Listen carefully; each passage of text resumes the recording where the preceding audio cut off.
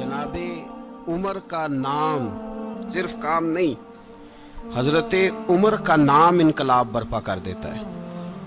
हजरत उमर का नाम कुफर के ऐवानों में, जबर, जुल्म, शिर्क की वादियों में जब हजरत उमर का नाम भी लिया जाए तो बेईमान कांपना शुरू हो जाते।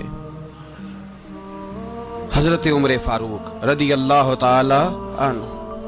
हजरत उमर मामूली शख्स नहीं, मामूली आदमी नहीं। कुछ लोग सदियों के बाद पैदा होते हैं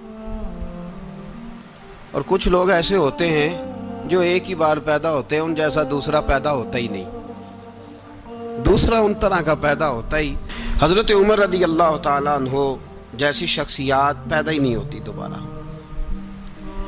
सारे सहाबा दर रिसालत माप पे खुद आए। ये वो अजीम शख्स है जिसे अल्लाह के महबूब ने अल्लाह से मांग के लिया, कहा अल्लाह ये मुझे दे दे, अल्लाह से मांग के लिया है। इसलिए सूफिया कहते हैं कुछ मुरीद होते हैं, कुछ मुराद होते हैं। कुछ मुरीद होते हैं, कुछ मुराद होते हैं। मुरीद वो होता है जो चल के आता है, आके मुरीद होता है। मुराद वो होता है जिसे कहा जाता है कि ये कभी मेरा बन जाए ना, ये कभी आ जाए ना, मेरा बन जाए, उसको मुराद कहते हैं। हजरत उमर मुस्तफ़ा करीम की मुराद है, हुजूर की मुराद है। अल्लाहुम्मा आइज़्ज़िल इस्लामा बे इस्लाम उमर इब्न खत्ताब। ऐ अल्लाह इस्लाम को इज्जत दे दे, मेरे उमर को कलमा पढ़ने की तौफीक अता फरमा दे। और कैसे दुआ मांगी? ओ यार, हजरत उमर की तो इस फजीलत का ही कोई जवाब नहीं दे सकता। मेरे रसूल पाक अलैहिस्सलाम सबके लिए ही दुआ मांगते हैं ना, हुजूर की दुआ आम है, लेकिन मुस्तफ़ा करीम ने काबे का गुलाफ थाम लिया और गुलाफ काबा को हुजूर ने सीने से लिपटाया और सीने से चिमटा के कहा अल्लाह मैंने तो कभी सवाल ही ज़्यादा नहीं किए, मैं करने आया हूँ, मुझे उम्र दे दे, उम्र दे दे। हुजूर ने मांग के लिया। और फिर जब जिसको हुजूर मांगे अल्लाह से कि हजरत उमर रदी अल्लाह ताला अन्हु का आज यौम शहादत है, मेरा तो दिल करता था कि फजर से बातें शुरू हों और सारा दिन ही उमर की बातें होती रहें, सारा दिन जनाब उमर की बातें, सारा दिन। इसलिए कि जिक्र जनाब उमर का होगा पर राजी अल्लाह के रसूल होंगे सल्लल्लाहु। तो जाग के बैठे, खुश हो के बैठे। हमारे यहाँ मनाया ही नहीं जाता। बाबे अल्लाह कीता साउन भादरों असू कता ते मुंडे जनवरी फरवरी। तो इस्लामी साल भी गया और वो तारीखें भी सारी गईं। यकम मुहर्रम उम्मत मुस्लिमा के लिए बहुत बड़ा दिन है, बहुत बड़ा दिन। ये शहादत है हजरत उमर फारूक की रदी अल्लाह ताला। यहाँ छोटी छोटी बातों पे गवर्नमेंट छुट्टी करती फिरती है, छोटी छोटी बातों। इलेक्शन हो गया तो छुट्टी, फलां जगह पे थोड़ा सा किसी ने खबर दे दी कि कोई परेशानी है तो छुट्टी, फलां जगह ये हो गया तो छुट्टी। यहाँ तक कि फलां वजीर साहब फलां इलाके में आएंगे तो सारे इलाके को छुट्टी। और अब तो इससे बड़ा हाल होने लगा है, अगर जिन लोगों की सिंध में हुकूमत है उनके लीडर का दिन आया तो उस दिन छुट्टी, और जिनकी पंजाब में हुकूमत है उनका दिन आया तो छुट्टी। हमारा मुतालबा है हुकूमत पाकिस्तान से, अगर सर उठा के जीना चाहते हो तो यकम मुहर्रम को छुट्टी किया करो। अगर सर उठा के जीना चाहते हो तो यकम मुहर्रम को छुट्टी करो जनाब उमर के दिन। और मिल्लत के जवानों को बताओ कि अगर इज्जत की जिंदगी जीना चाहते हो तो उस तरह जियो जिस तरह फारूक आजम जी के गए हैं। इज्जत और वकार की जिंदगी, जमहूरियत हजरत उमर से सीखनी पड़ेगी। हुकूमत करने के तरीके हजरत उमर से। रियाया को सीखना पड़ेगा कि अमीर किस तरह बनाया जाता है और अमीर किस तरह के होते हैं। यहाँ लोग हमें यूरोप की मिसालें देते हैं, लोग यहाँ हमें आकर के अमेरिका की मिसालें, उन्हें क्या पता हुकूमत क्या होती है। वो कहते हैं जी वो साइकिल पे जाता है उनका हुक्मरान। मैंने कहा वो साइकिल पे जाता है? मेरे उमर फारूक मदीने से मक्के गए थे तो पैदल ही हज करने चले गए, पैदल ही। और जनाब उमर फारूक रदी अल्लाह ताला अन्हु ईद की नमाज पढ़ाने गए। ईद की नमाज उमर खुतबा ईद देने गए। और इस जमाने में कौन सा गरीब है जो नंगे पांव जाता हो? کون سا غریب ہے جو مسجد ننگے پاؤں جاتا ہو؟ لوگوں نے تو 3 قسم کی چپلیں رکھی ہوئی ہیں، ایک مسجد جانے کی علیحدہ ہے، گھر پہننے کی علیحدہ ہے، شادی بیاہ پہ جانے کی چپل علیحدہ ہے۔ حضرت عمر فاروق رضی اللہ تعالیٰ عنہ نکلے عید کا خطبہ دینے کے لیے، تو بیوی سے کہنے لگے جوتا، اس نے کہا صاحب اتنی دفعہ ٹوٹا ہے اب گانٹھا نہیں جا سکتا، اتنی دفعہ ٹوٹا ہے کہ اب دوبارہ پیمند نہیں لگ سکتے۔ تو حضرت عمر کہنے لگے چل کوئی حرج نہیں، بغیر جوتے کے ننگے پیر ہی چلتے ہیں، کوئی حرج نہیں۔ تو کہنے لگے لوگ کیا کہیں گے؟ فرمایا چپ کر، لوگ جس دن عمر نے یہ دیکھ لیا نا لوگ اس کے بارے میں کیا کہتے ہیں، اس دن عمر نہیں رہے گا۔ تو کہا پھر آپ کا نظریہ کیا ہے؟ فرمایا میرا نظریہ یہ ہے کہ رب رسول میرے بارے میں کیا کہتے ہیں، لوگوں کا کیا ہے؟ لوگ کل کسی کے بارے میں کچھ کہتے ہیں اور پرسوں کچھ کہتے ہیں، میرا نظریہ یہ ہے کہ رب رسول میرے بارے میں ننگے پیر عمر جا رہے ہیں۔ کون جی؟ میں بڑا ماڑا۔ اچھا جناب، کیا غربت ہے؟ 10 قسم کے جوڑے لٹکے ہوئے ہیں کمرے میں، اور پہننے کی فرصت نہیں، سویرے کیا پہننا ہے، شام کیا پہننا ہے، 15 سوٹ کٹھے استری ہو کے لانڈری والا بھیج رہا ہے، اور تو غریب ہے، تو بہت بڑا غریب ہے۔ اس لیے کہ غربت پیسوں کی وجہ سے نہیں ہوتی، غربت تو دل کی ہوتی ہے۔ تو واقعی بڑا غریب ہے اور تو غریب ہی رہے گا۔ امیر تو عمر فاروق تھے جو ننگے پاؤں چلے گئے عید کی نماز پڑھانے، تو رستے میں جو ملا کہنے لگا عمر جوتا تو پہن لو۔ فرمایا تمہیں عمر کا جوتا نہ پہننے کا نقص تو نظر آیا ہے، کوئی حرج نہیں، اگر عمر کو کبھی بتانا ہوا تو وہ والا نقص بتانا جو عمر کی سیرت میں پیدا ہو، کردار میں پیدا ہو، وہ والا نقص بتانا، یہ چھوڑو جوتے آتے جاتے رہتے۔ ننگے پاؤں گئے، پاؤں دھوئے، نماز پڑھائی، لوٹ آئے۔ او بھائی یہاں تو ہمارا بناؤ سنگار اترنا، جتنی توجہ کپڑوں کی طرف ہے اتنی توجہ کبھی ہماری علم کی طرف ہوتی نا، جتنا ذوق شوق ہمارا بناؤ سنگار کی جانب ہے، اتنا بناؤ سنگار کبھی ہمارا اخلاقیات کی جانب ہوتا تو معاملات بڑی حد تک سنورے ہوئے ہوتے۔ حضرت سیدنا فاروق اعظم رضی اللہ تعالی اپنی زندگی کو ترتیب دیا، ایک دن بھی خلافت نہیں مانگی اللہ سے۔ حضرت عوف بن مالک اشجعی ایک صحابی ہیں، حضرت عوف بن مالک رضی اللہ تعالیٰ عنہ فرماتے ہیں کہ جناب ابو بکر صدیق کا زمانہ تھا تو میں نے خواب دیکھا، میں نے خواب میں جناب عمر کو دیکھا، اور میں نے دیکھا کہ کوئی کہنے والا کہہ رہا ہے کہ عمر وہ ہے کہ اللہ کے رستے میں کوئی اسے جتنا مرضی برا بھلا کہے یہ پرواہ نہیں کرتا۔ کس کے رستے میں؟ بولے سارے۔ اس کا مطلب ہے اللہ کے رستے میں لوگ برا بھلا بھی، قرآن مجید نے کہا وَلَا يَخَافُونَ لَوْمَةَ لَائِمٍ، کچھ لوگ ایسے ہیں جو برا بھلا کہنے والوں کی پرواہ نہیں کرتے۔ آپ یقین کریں اگر پرواہ شروع ہو جائے نا تو دین کا کام ختم ہو جائے، نہ کوئی تقریر کرے، نہ کوئی تدریس کرے، نہ کوئی پیری مریدی کرے، ختم ہو جائے اگر باتوں کی پرواہ ہو۔ لیکن وہ پرواہ، حضرت عوف بن مالک اشجعی کہتے ہیں میں نے خواب میں دیکھا کہ عمر وہ ہے جو کسی کی پرواہ، اور دوسری بات میں نے یہ دیکھی کہ عمر خلیفہ بنے گا، اور تیسری بات میں نے خواب میں یہ دیکھی کہ عمر شہید بھی کیا جائے گا، عمر شہید بھی ہوگا۔ یہ میں نے 3 باتیں خواب میں دیکھی۔ فرماتے ہیں میں نے آ کے خواب حضرت ابو بکر صدیق کو سنائی، وہ خلیفہ تھے، وہ کہنے لگے ٹھہر جا، میں عمر کو بلاتا ہوں، اس کے سامنے دوبارہ سنانا، اس کے سامنے۔ فرماتے ہیں میں نے بلایا حضرت عمر فاروق کو، آ کے بیٹھے، خواب شروع ہوا۔ کہا ایک بات تو میں نے یہ دیکھی کہ آپ ملامت کرنے والے کی پرواہ نہیں کرتے، دوسرا آپ خلیفہ بنے گے۔ جناب عمر کہنے لگے چپ کر، ابو بکر کے سامنے ہی کہہ رہا ہے، چپ کر، خلیفہ کے سامنے ہی کہہ رہا ہے۔ تو حضرت ابو بکر صدیق کہنے لگے عمر اسے کہنے دو، مجھے لگتا ہے رب کی رضا یہی ہے کہ میرے بعد اگر مصطفیٰ کا منبر ملے تو عمر کو ہی ملے، اسے کہنے دو۔ یار یہاں تو لوگ ڈینگے مارتے ہیں، یہاں تو لوگ دعوے کرتے ہیں میرے سامنے فلانے کو بھی بٹھاؤ، فلانے کو بھی بٹھاؤ، اس کو کیا پتا، اس کو کیا پتا، یہ تو بڑکے مارنے کا دور ہے۔ حضرت عمر رضی اللہ تعالیٰ عنہ کو تیسری بات کہی، حضرت عوف بن مالک نے کہا آپ شہید کیے جائیں گے، میں نے خواب دیکھی ہے۔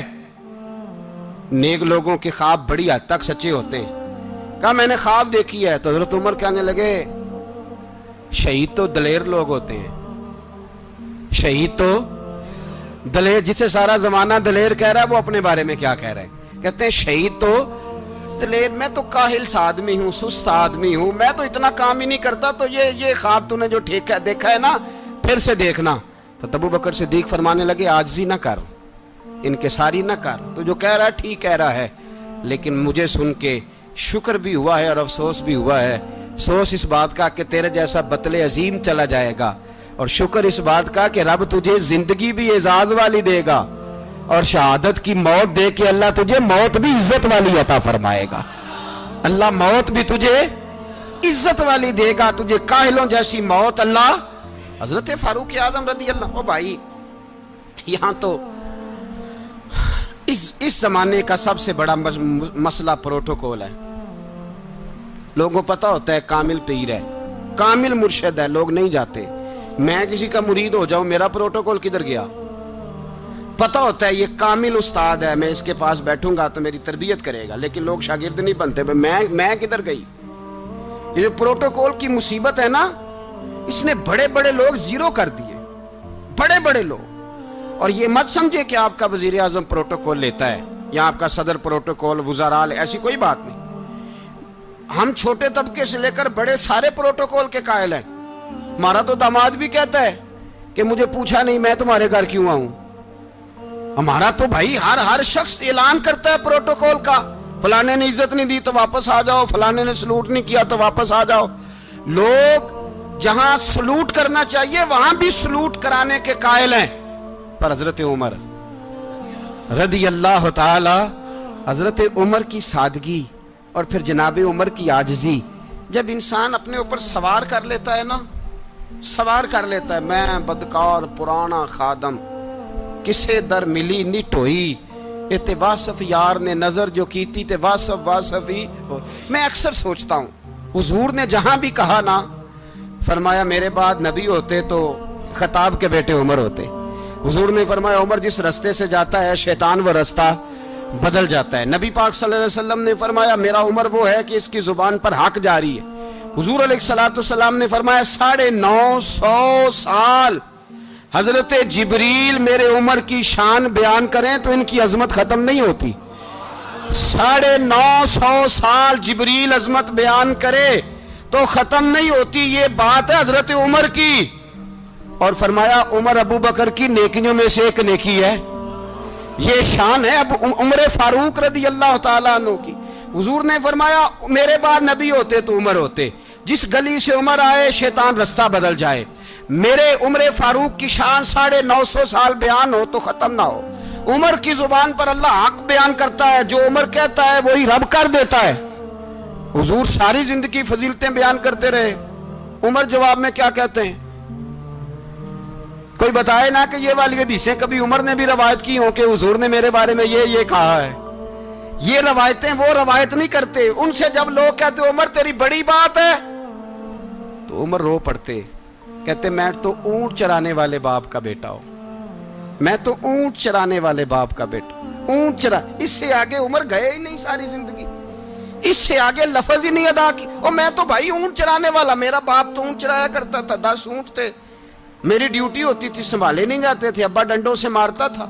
ساری زندگی عمر حج کرنے گئے، ایک خشک تنا کھجور کا عمر فاروق رضی اللہ تعالیٰ عنہ نے اس کو اپنے کلاوے میں لیا، رونے لگے۔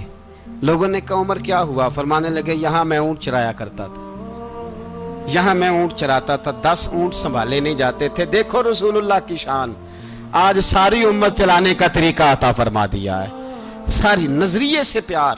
یار پیسہ کس کو برا لگتا ہے؟ آپ جس آدمی کی 50 کروڑ کی پراپرٹی ہے اس کو پوچھیں سب سے غریب، آپ کو وہی نظر آئے گا، وہ کہے گا میں ٹائٹ ہوں۔ حالات بڑے، میں کئی باری پوچھے انہوں نے، میں کہتا ترجمہ بھی 10 چھڑوں کی، ہمیں تو سمجھ نہیں آتی، اور ٹائٹ حالات کون سے ہوتے ہیں جی؟ جس آدمی کا کروڑوں میں کاروبار ہے نا، اس کو آپ چھیڑے وہ رونے لگ جائے گا، رونے۔ تو کئی میں نے ایسے دیکھے ہیں کرائے کا مکان ہے، ان سے پوچھے صاحب کیا حال ہے، تو کہتے ہیں جتنی اللہ نے شان والی زندگی ہمیں عطا کی ہے کسی کو نہیں دی ہوئی۔ اس کا مطلب ہے خوشی بھی یہی ہے اور غم بھی یہی ہے، اندر سے خوشی ہے، اندر سے ہی۔ تو نے اگر راضی رہنا ہے تو ادھر سے رہنا ہے، ناراض رہنا ہے تو بس اپنے آپ کو خوش رکھے گا تو ہو جائے گا۔ سارے صحابہ مل کے آئے، کہنے لگے عمر فاروق سے کہنا ہے نبی پاک کے زمانے میں تو ظاہراً غربت تھی، ابو بکر کے دور میں بھی غربت تھی، اب تو بڑا محال ہے، عمر سے سفارش کرو کہ عمر نیا کرتا پہنا کرے۔ ملکوں کے سفیر آتے، عمر وہی پھٹی پرانی چادر اوڑھ کے اور وہی کئی جگہ پہ پیوند لگے سوٹ پہن کے سفیروں کے سامنے بیٹھ جاتا ہے۔ عمر کو مشورہ دو، طے ہو گئی بات۔ سب نے جب مشورہ دے لیا تو سارے کہنے لگے یہ بتاؤ شیر کی مونچھ کو ہاتھ کون لگائے گا؟ کہنا کس نے ہے؟ بندہ بھی تو ڈھونڈو نا۔ نے کہا جناب میرا یہ خیال ہے کہ مولا علی شیر خدا کہیں گے، کیونکہ جس شخص کی عمر کو سب سے زیادہ حیا کرتے دیکھا وہ شیر خدا مولا علی ہے رضی اللہ تعالی علی کہیں گے، اس لیے کہ جناب علی تو کئی دفعہ جب گفتگو کرتے تھے تو حضرت عمر چپ کر جاتے تھے اور فرماتے تھے علی نہ ہوتا تو میں ہلاک ہو جاتا۔ تو کہا علی سے کہو۔ جناب علی شیر خدا کو بلایا، کس کام کے لیے؟ جی اللہ اکبر۔ یہ ذرا اپنے اس دور پہ اس بات کو ذرا لاکا جناب ان سے کہیں کہ زیادہ نہیں، ایک کرتا نیا پہن لے، سفیر آتے ہیں وزیر آتے ہیں تو ایک کرتا نیا پہن لے۔ حضرت علی کو بلایا، آپ فرمانے لگے کوئی اور بات ہوتی تو میں کہہ دیتا، یہ والی میں نہیں کہہ سکتا، کوئی اور ہوتی تو میں عمر کو کئی دفعہ کہہ دیتا ہوں، جلال میں بھی تو سن، یہ والی میں نہیں کہہ سکتا، میں تمہیں ایک مشورہ دیتا ہوں۔ کہا وہ کیا؟ کہنے لگے سید عائشہ صدیقہ سے کہو، وہ مومنوں کی ماں ہیں، عمر ٹالے گا نہیں۔ اماں جی سے جا کے کہا اماں جی نیا کرتا عمر سے کہیں پہن لیں، وزیر آتے ہیں بڑے بڑے لوگ تو چلو کوئی عرض نہیں۔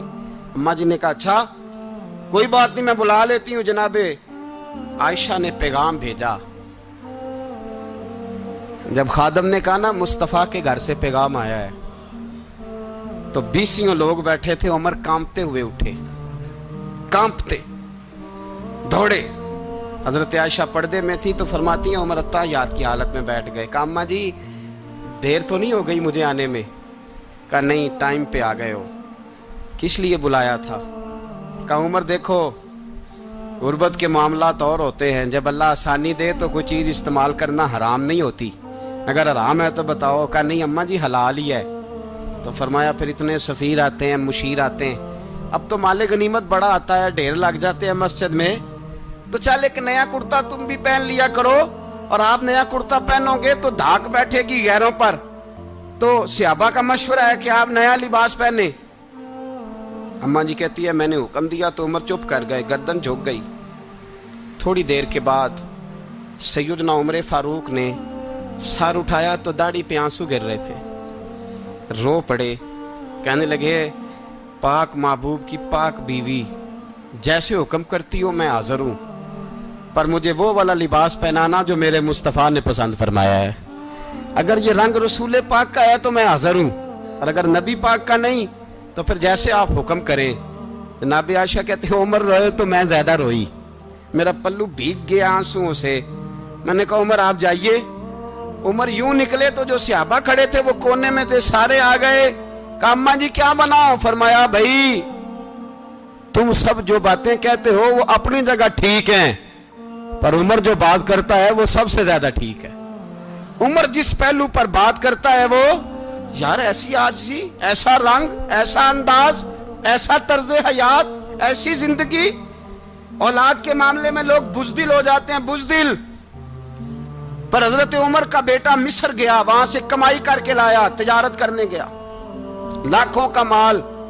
کون سا باپ ہے دنیا میں جس کا بیٹا باہر سے پیسے لے کے آئے تو ابا تفصیل پوچھے کہ بیٹا کہاں سے کمائے، کہاں سے لایا، کتنے ملے، کیوں آئے؟ کون سا باپ تفصیل پوچھتا ہے؟ ابا تو کہتا ہے لا صحیح، اور تعریفیں کرتا ہے میرا بیٹا بڑی کمائی کرتا ہے۔ کبھی پوچھا ہے اس سے کہ ڈیوٹی صحیح دیتا ہے کہ نہیں؟ کبھی پوچھا ہے کہ تو ایمانداری کی روزی لاتا ہے کہ حرام کی کماتا ہے؟ یہ باپ کی ذمہ داری ہے، یہ اماں کی ذمہ داری ہے۔ پھر کہتا ہے بیماری کیسے آ گئی، پریشانی کیسے آ گئی؟ تو نے کبھی سوال کیا اپنی اولاد سے؟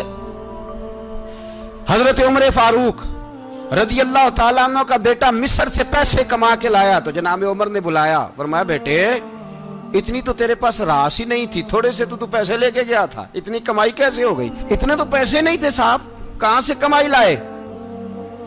اس نے کہا ابا جی وہ جو میرے چچا ہے نا مصر کے گورنر، آپ کے دوست، انہوں نے میری مدد کی ہے. فرمایا جتنے لوگ گئے تھے سب کی ہے مدد اس نے؟ کہا نہیں صرف میری کی. فرمایا تیری کیوں کی؟ تیری کیوں کی؟ کہا حضور آپ کے دوست ہیں. فرمایا چپ کر حضور انہوں نے مجھے اتنے پیسے دیے, میں نے کاروبار میں ڈالے تو نفع آیا تو میں ان کی رقم دے کے. فرمایا خاموش ہو جا, باقی جتنے لوگ گئے تھے سب کی مدد کی اس نے؟ کہا نہیں حضور صرف میری کی. فرمایا اس نے تیری مدد نہیں کی, اس نے خلیفہ کے بیٹے کی مدد کی, اس لیے کہ وہ خلیفہ کو اپنے حق میں نرم کر سکے. فرمایا آدھا مال تیرا ہے, آدھا مال غنیمت کا ہے, مال خزانہ کا ہے, مسلمانوں کا ہے, اس لیے کہ تو جو وہاں سے مال کما کے لایا ہے وہ اپنے باپ کے خلیفہ ہونے کی وجہ سے کما کے لایا ہے, لہذا رکھ ادھر. یہاں کہتے ہیں کدھر سے آیا, کیسے آیا, کون سا حساب دیں, کیا کریں؟ او بھائی حضرت عمر رضی اللہ تعالیٰ عنہ کا اپنی اولاد کے بارے میں یہ رنگ ہے. ایک جنگ سے نا خوشبو آئی, خوشبو بڑی مہنگی ہوتی تھی, عرب میں خوشبو آج بھی بڑی مہنگی ہے, وہ زیادہ استعمال کرتے ہیں. میری باتوں کی سمجھ آ رہی ہے میرے بھائی؟ بڑی مہنگی خوشبو تھی. جب وہ خوشبو آئی تو حضرت عمر نے کہا, گھر میں پہلے پہنچی حضرت عمر کے, چونکہ زیادہ عورتیں استعمال کرتی تھی گھر کے اندر خوشبو, مرد بھی لگاتے تھے. حضرت عمر نے اپنی بیوی سے کہا, آپ کی زوجہ تو تھی وہ بڑی خوشبو کو پسند کرتی تھی. حضرت عمر نے اپنی زوجہ سے کہا کہ خوشبو لاؤ, میں نے ایک عورت کی ڈیوٹی لگائی ہے, وہ خوشبو تول کے نا تو حصہ برابر صحابہ میں بانٹ دے گی. تو آپ کی زوجہ کہنے لگی کسی بی بی کی ڈیوٹی لگانے کی کیا ضرورت تھی, میں جو موجود تھی میں بانٹ دیتی ہوں تول کے حصہ برابر. آپ نے فرمایا نہیں تو رہنے دے, اور فلانی بی بی بانٹے گی. کہا حضور میں نے بھی بانٹنی ہے, میرے پہ کچھ حق ہے؟ آپ نے فرمایا نہیں تو تفصیل نہ پوچھ, تو خوشبو دے دے, کوئی اور بانٹے گی. خاتون خانہ تھی نا, کہنے لگی نہیں مجھے بھی آج آپ کو بتانا ہی پڑے گا کہ کوئی جو بانٹ سکتی ہے تو میں کیوں نہیں بانٹ سکتی. زوجہ کہتی عمر نے بات کی تو میری چیخیں نکل گئی. حضرت عمر فرمانے لگے جب تو خوشبو بانٹے گی نا تیرے ہاتھوں کو بھی لگے گی, تیرے دوپٹوں کو بھی لگ جائے گی. اگر رب کریم نے مجھ سے سوال پوچھا کہ عمر خوشبو تو مسلمانوں کی تھی, تیری بیوی کے دوپٹے کو کیوں لگ گئی, تو میں اللہ کے حضور کیا جواب دوں گا؟ اگر اللہ نے یہ سوال کیا کہ تیری بیوی نے کیوں لگائی, وہ تو حصہ تھا مسلمانوں کا, تو تو نے تیری بیوی نے کیوں لگائی؟ تو فرمایا میں نہیں چاہتا کہ اللہ کے حضور مجھے اور تجھے باز پرس ہو, لہذا کسی اور کو بانٹنے دے. زوجہ روئی اور تڑپ کے کہنے لگی عمر مجھے لگتا ہے صبح قیامت بھی تیری بیوی ہونے کی وجہ سے اللہ مجھے جنت عطا فرما دے گا, تیری زوجہ ہونے کی برکت سے. بھائی یہ معیار رکھا, خدا کی قسم ایسا شخص تاریخ میں دوبارہ نہیں آیا. اتنا بڑا آدمی, اتنا بڑا شخص, اتنا بڑا آدمی, اور پھر رنگ یہ ہے کہ عمر 22 لاکھ مربع میل کا حکمران, 22 لاکھ, اور کھجور کے درخت کے نیچے مٹی کا ڈھیلا لے کے سو گئے ہیں, پرواہ کوئی نہیں, کوئی مسئلہ ہی نہیں. 2 غلام ساتھ بیٹھے تو ایک روٹی حضرت عمر نے گھر سے منگوائی, تھوڑا سا سرکہ, تو غلام کہنے لگے ہم نے بھی کھانی ہے. فرمایا کوئی حرج نہیں, روٹی کو پیٹ بھر کے کھانا ضروری تو نہیں, 3 حصوں میں بانٹ لیتے ہیں. ایک آدمی آیا ہوا تھا مصر کا رہنے والا ملنے کے لیے, اس نے پوچھا عمر کدھر ہیں, تو کہا وہ ادھر جاؤ مسجد میں بیٹھے ہوں گے. اور واپس آیا تو کہنے لگا وہاں تو 3 غلام بیٹھے ہیں, ایک روٹی بانٹ کے کھا رہے ہیں, لگتا ہے کئی دنوں سے روٹی نہیں ملی. کہا 3 غلام تو کوئی نہیں, وہاں 2 ہی تھے, تیسرے تو امیر المومنین تھے. اس نے کہا نہیں 3 غلام ہیں, کپڑے بھی ایک طرح کے پہنے ہوئے, بلکہ 2 کے تو پھر صحیح ہیں, تیسرے کے تو زیادہ ماڑے ہیں. کپڑے بھی ایک طرح کے, کھانا پینا بھی ایک طرح کا, اور ان کا نشست برخاست بھی ایک طرح کی ہے, لہذا کوئی فرق نہیں. حضرت ابو ہریرہ کہتے ہیں میں لے کے آیا, اور جناب عمر کو جب میں نے کچی زمین میں تامت سمیٹ بیٹھے دیکھا تو میں رو پڑا. میں نے اس مصر سے آنے والے کو کہا تو اس کے جلوے دیکھ, اگر اس کی ذات میں اتنا حسن ہے تو محمد عربی کا مقام کیا ہوگا. یہ مقام غور ہے, مقام غور. 10 محرم کو لوگ دیگے پکائیں گے نا, نہیں پکانی ہے, کوئی بول دے نہیں, ہاں نہ نہیں کر دے, پروگرام بدلیا تو نہیں دی عید کی کہ وہ ایک کام شروع ہویا ہے لات ٹیٹ ہونے والا. کیوں جی پکنی ہے نا دیکھیں 10 محرم کو انشاءاللہ تعالی, ہم بھی پکائیں گے انشاءاللہ, یہاں بھی پروگرام ہوگا. تو 10 محرم کو جو دیگ پکنی ہے تو ایسا نہیں ہو سکتا کہ 1 محرم کو حضرت عمر کے نام کی بھی کوئی پک جائے. اگر امام حسن حسین کے نام کی دیگیں پکے تو جو امام حسن حسین سے پیار کرنے والے ہیں، جو امام حسن حسین سے، ہم لوگوں نے بھی عجیب رٹا اپنایا ہے نا، ہم لوگ بات کا ایک پہلو دیکھتے ہیں دوسرا نہیں دیکھتے۔ حضرت امام حسن اور حسین کو بھی نبی پاک نے شہید کہا، اور جناب عمر کو بھی رسول اللہ نے خود شہید فرمایا، فرمایا شہید ہے، خود فرمایا اپنی زبان سے کہ یہ شہید ہے، خود میرا عمر شہید ہے۔ تو ان کے نام کی دیگ نہیں پکنی چاہیے، اس طرف نہیں ہماری توجہ ہونی چاہیے۔ اور اہل بیت نبوی، یہ بات میں پہلے بھی کرتا ہوں، آج پھر کرنا ضروری سمجھتا ہوں، اہل بیت کا پیار، سن لو کان کھول کے، اہل بیت کا پیار اگر ہمیں کسی نے سکھایا ہے تو سیدنا عمر فاروق نے سکھایا ہے۔ اہل بیت نبوت کی محبت اگر کسی نے سکھائی ہے تو کس نے سکھائی ہے؟ بول کے بتائیے، حضرت عمر نے۔ اہل بیت کا پیار ہمیں حضرت عمر نے بول کر کے سکھایا ہے۔ بھائی یاد رکھیں، کسی کی طاقت نہیں تھی دم مارنے کی حضرت عمر کے سامنے، طاقت ہی نہیں تھی۔ کیسر و کسرا کانپ جاتے تھے، جرأت ہی نہیں کرتے تھے حضرت عمر۔ اور ہمارے تو تعلقات بڑے ہیں نا غیروں سے۔ حضرت ابو موسیٰ اشعری رضی اللہ تعالیٰ عنہ فرماتے ہیں میرا منشی سائی تھا، وہ کاتب کہتے تھے وہ لوگ، میرا حساب کتاب عیسائی تھا۔ تو فرماتے ہیں ایک دن میں نے وہ سارا حساب کتاب لین دین کے حضرت عمر کو دکھائے تو فرمانے لگے جس نے لکھے ہیں اس کو بلاؤ۔ کہنے لگے حضور مسجد نہیں آ سکتا۔ کیوں نہیں آ سکتا؟ کہنے لگے وہ عیسائی ہے۔ کہتے ہیں حضرت عمر جلال میں آ گئے۔ آپ فرمانے لگے جنہیں رب دور کرتا ہے تم کیوں قریب کرتے ہو؟ جنہیں اللہ دور کرتا ہے۔ فرمایا تم غیروں کو اگر عہدے دو گے تو اپنوں کا کیا بنے گا؟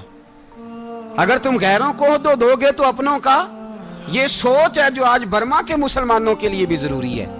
کہا اگر تم غیروں کو عہدے دو گے تو اپنوں کا۔ ہم نے غیروں کو عہدے دیے تو دیکھا نا اپنے کس طرح کاٹے جا رہے ہیں۔ غیروں کو جو عہدے دے دیے، یرانے سارے غیروں سے، روز دعویٰ ہوتا ہے چین ہمارا سجن ہے، چین ہمارا دوست ہے۔ او بھائی دوست ہے تو اس سے کہو نا کہ برما تو تمہاری ایک چھوٹی سی ریاست ہے، چین کے بغیر تو وہ سانس بھی نہیں لے سکتا، اس کو کہو نا اس حکومت پہ دباؤ ڈالے۔ لیکن ہم لوگوں نے غیروں کو عہدے دیے تو اپنے پس گئے۔ حضرت عمر کہتے تھے ذمی کا ہم ادب کریں گے، ذمی کافر کا ہم، ایسا کافر جو مسلمان ریاست کو قبول کرے، بدامنی نہ پھیلائے۔ ایک آدمی کو آپ نے دیکھا آنکھوں سے نابینا ہے اور بھیک مانگ رہا ہے، تو حضرت عمر کو نظر آ گیا، فرمایا کون ہو؟ اس نے کہا میں یہودی ہوں۔ فرمایا بھیک کیوں مانگتے ہو؟ کہا جب تک تندرست تھا مسلمانوں کو جزیہ دیتا تھا، بوڑھا ہو گیا ہوں کیا کروں؟ حضرت عمر نے گھوڑے کی پشت پہ بٹھایا، کافر کو گھوڑے کی پشت پہ بٹھایا اور بٹھا کے مدینے لائے۔ حضرت علی شیر خدا وزیر خزانہ تھے، فرمایا علی اس کا وظیفہ جاری کرو۔ کہا یہ کون ہے؟ فرمایا یہ یہودی ہے لیکن یہ ہمیں جزیہ دیتا رہا، بوڑھا ہو گیا بیچارہ، بھیک مانگنے پہ مجبور ہے، ہماری حکومت کے اندر رہتا ہے، اس کا پورا وظیفہ جتنا خرچہ اتنا وظیفہ لگاؤ۔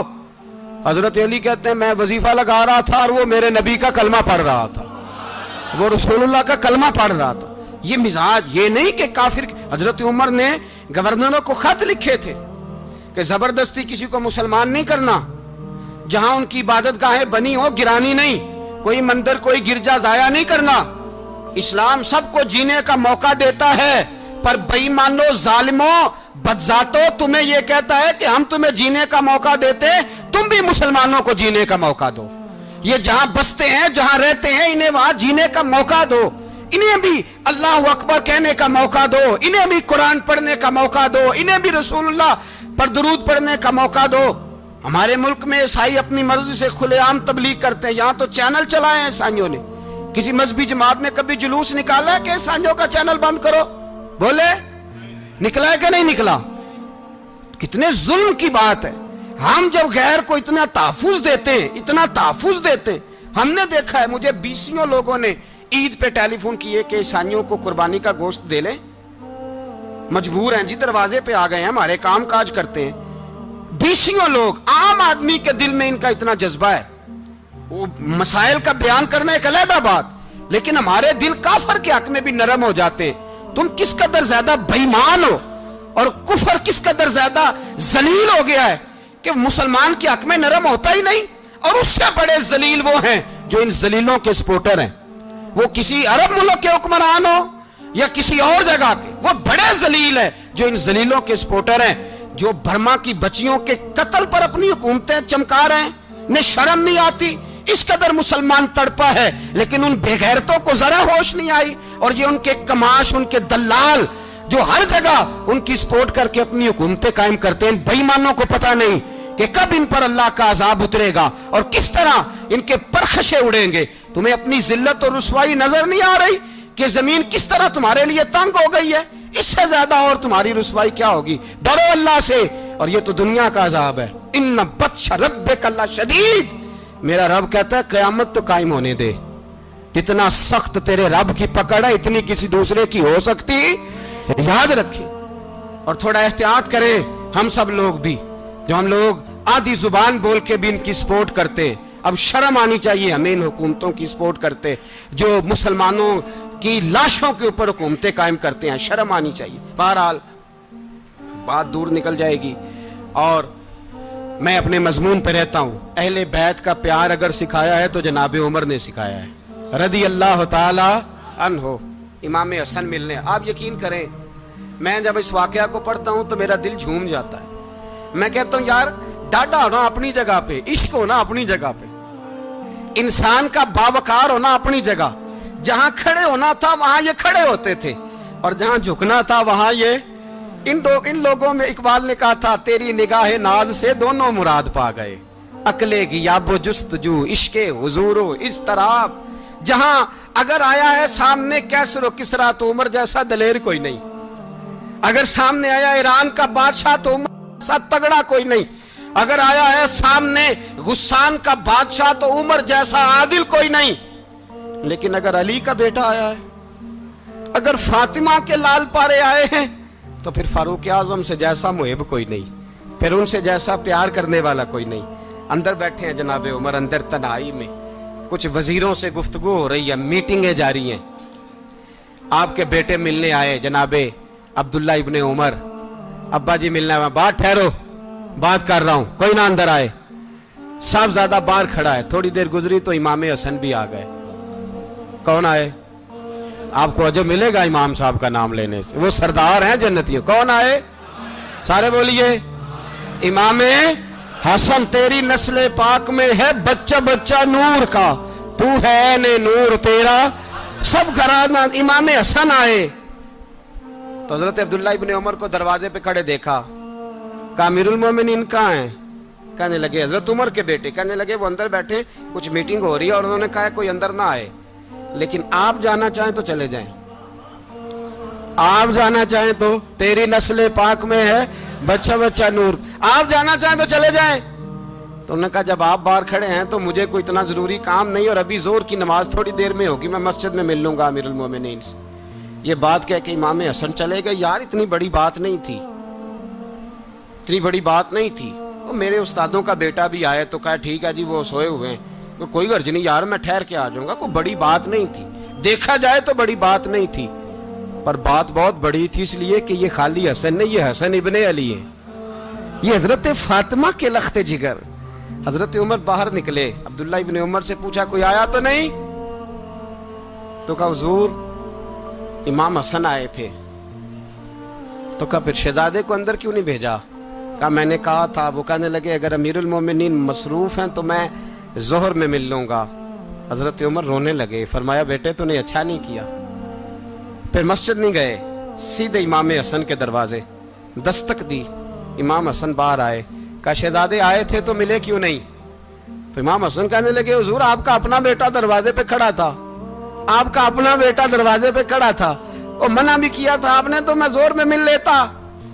हजरत इमाम हसन फरमाते जोश जज्बात में जनाबे उमर ने सर से पगड़ी उतार दी, जोश जज्बात में। कहने लगे हसन मेरे बेटे का और आपका क्या मुकाबला? क्या उसकी मां का नाम फातिमा ज़हरा है? क्या उसकी नानी का नाम खतीजतुल कुबरा है? क्या उसके नाने का नाम मोहम्मद मुस्तफा है? आपका और उसका क्या मुकाबला? फिर रो पड़े और कहने लगे बेटे मैं मक्के के सहराओं में ऊंट चराया करता था, ये जो मेरे सर पर इज्जत के बाल हैं ये तेरे नाने के उगाए हुए, मैं मक्के के खबरदार शहजादे खबरदार। ओ भाई अहले बैत नबुव्वत के अदब का रंग अगर सिखाया है तो सैयदना उमर ने सिखाया है। हजरत उमर फारूक अथॉरिटी है, इस्लाम की अथॉरिटी। यकम मुहर्रम हजरत उमर की शहादत है। यहूदी बोल उठा, काफिर बोल उठा, अगर 6 महीने उमर दुनिया में और रहते तो दुनिया में कोई काफिर मौजूद न होता। 6 महीने। और जब इस बतले जलील का जनाजा उठा, अल्लाह, बुखारी पढ़िए ना, अल्लाह मरजुकना शहादतन फी सबीलिक, अल्लाह बिस्तरे की मौत ना देना, शहादत की देना।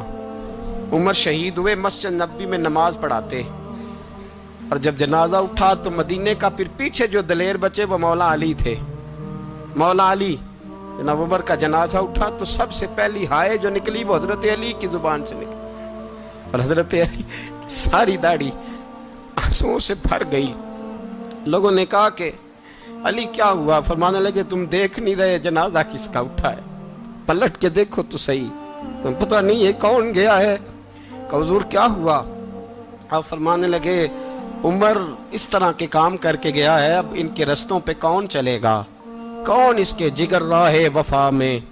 मैं नक्श ऐसे छोड़ आया हूँ, मैं जिस मंजिल से गुजरा हूँ वो अब तक याद करती है।